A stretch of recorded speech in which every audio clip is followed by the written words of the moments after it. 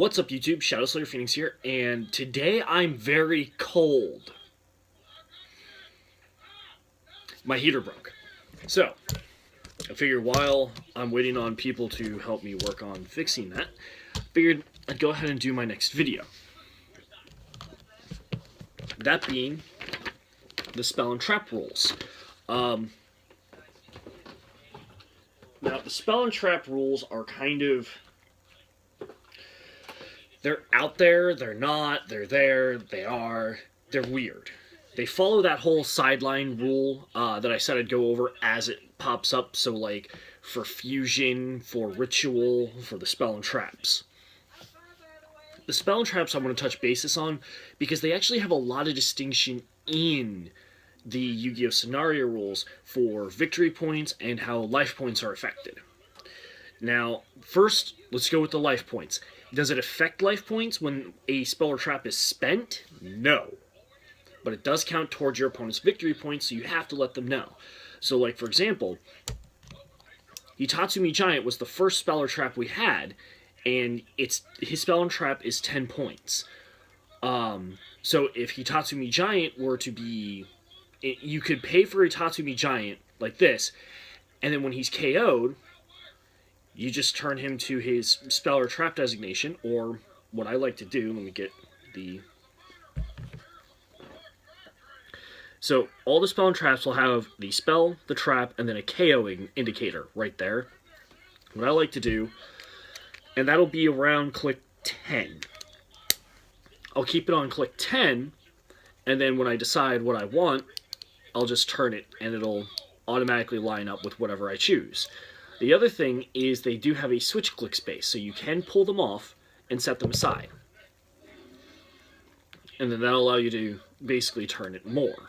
Or it basically allows you to set them properly. What you're supposed to do is, like, if you wanted to select his trap, which I can't get at his card at the moment, but you select his trap, you put it face down on the, what's called the set character's card. So, like, if Desfer Olymp is going to be your card, is going to be your set character, what you do is you just place the trap like this on the card. And then you can constantly check it as you go.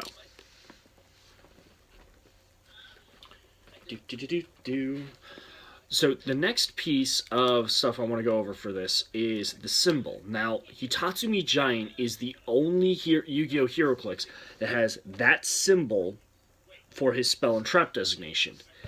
Every other card, or every other figure, has a actual Yu-Gi-Oh! Card, or Yu-Gi-Oh! Card back, as their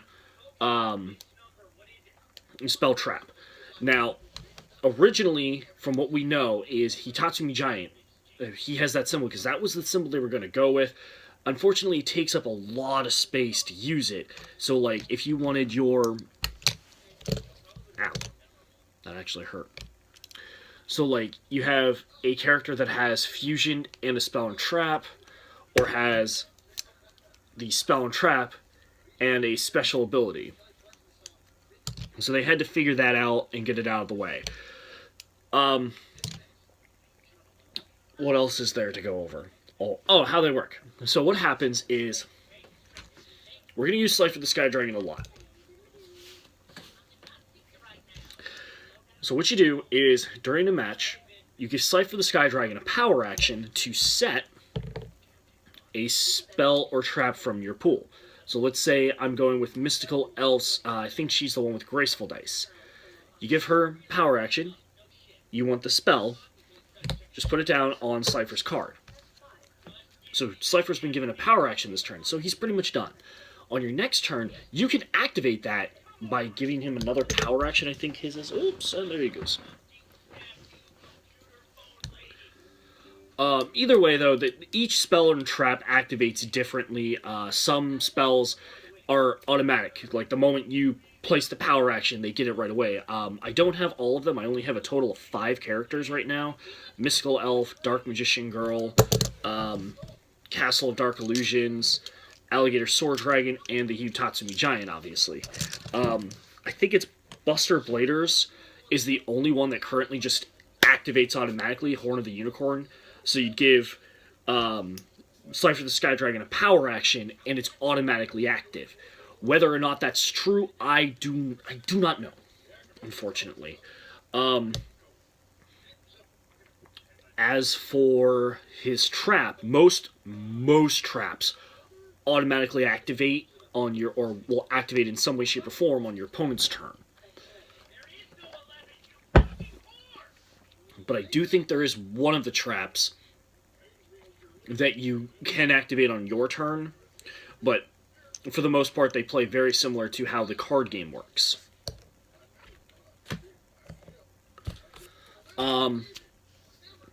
Now, so spell trap initiation or activation.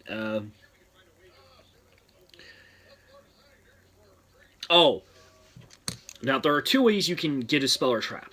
You can either play the character, so like Mystical Elf at 50 points, or you can just pay the purple cost of the spell or trap, remove the character from the switch-click base, and then turn over to, like, again, let's say click 10 and just put it on your sideline. Now, I've actually used this at a lot of my tournaments, or a lot of the matches I've played, that I've explained on how I do that, just to set them off to the side, but then I take the switch-clicks character and just put it right next to it, or at least on that character card, so I know where everything is. And just go from there. That's basically your sideline. You just put it off to the side. Nothing more, nothing less. How WizKids want it sanctioned, we don't know. There's only been one sanctioned event since Yu-Gi-Oh! HeroClix started, and that was like 2 months after Series 1 released. After that, they didn't do any major sanctioned event other than Battle of the Millennium and like your the OP kits. They didn't really do a whole lot into it. So there being no standardized sanctioned events, we don't really know. Now, going back to that whole, like, using the character, again, once they're KO'd, you get that.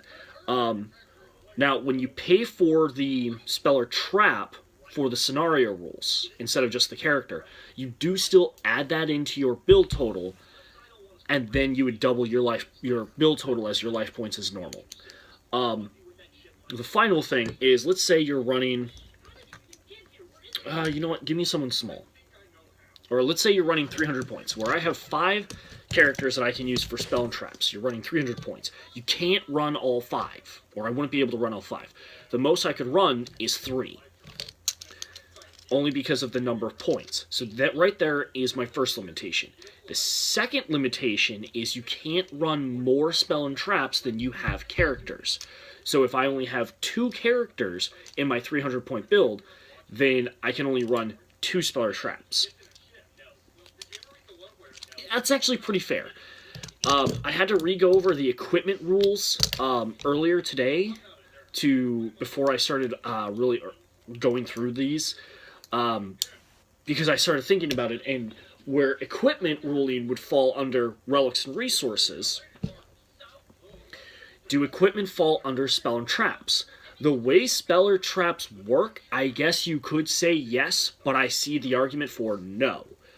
So it's basically a toss-up in the air. Until WizKids comes out and says that no, spell and traps are technically equipment, we're going to go with the technical no. Something tells me that, because I plan on really pushing more for, because I want Yu-Gi-Oh! HeroClix Series 4 to happen. I do have full intentions after last night, looking up a few things. I want to email WizKids and get them to at least do one more organized play kit, release one more Yu-Gi-Oh! Piece, maybe even finally get like an Obelisk the Tormentor to go next to my Slifer the Sky Dragon, or at the very least get them to finish the 3 Egyptian gods and give us Obelisk and Ra. I mean, that'd be really nice. But I do want to email them and get the ruling on that. So until such time, I would go with no, but provide the argument that it is technically adding a game piece to an existing character, so that yes, spell and traps could be counted as equipment. If your local judge says, well, if your local judge is going to allow you to use the Yu-Gi-Oh! Heroclix and says, no, don't argue. Don't show them my videos, don't argue with them, just be like, okay, that's understandable.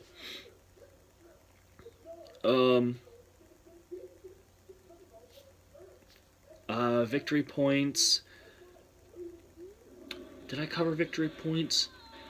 I don't think I did. If I did, and I go over it a second time, I'm sorry. Victory points is if you're playing a standard game and you have a sideline spell or trap, and it's used, you have to give the points to your opponent right away. So, like Mystical Elf's spell or trap is 7 points. You would, after using it, you'd automatically give those 7 points to your opponent. That's just the standard rule gaming for Yu-Gi-Oh! Heroclix. They don't come out of your life points. They don't come out of your opponents. You would still just give them the victory points. That's pretty much it. Somehow I managed to go longer than I thought I was going to do. I thought this was going to be a 5-minute video, and it turned out to be one of my current length videos. Which is not a bad thing. I don't mind that. But yeah, that's pretty much it. I'm probably going to have my Millennium Stone video up later today, so be on the lookout for that. Also going to need to go over Fusion and Ritual. Fusion is interesting. Ritual, we'll definitely need to talk a little bit about. So I'm Shadow Slayer Phoenix. This is my current favorite spell or trap that I own. I do want Buster Blader. But I'm signing out.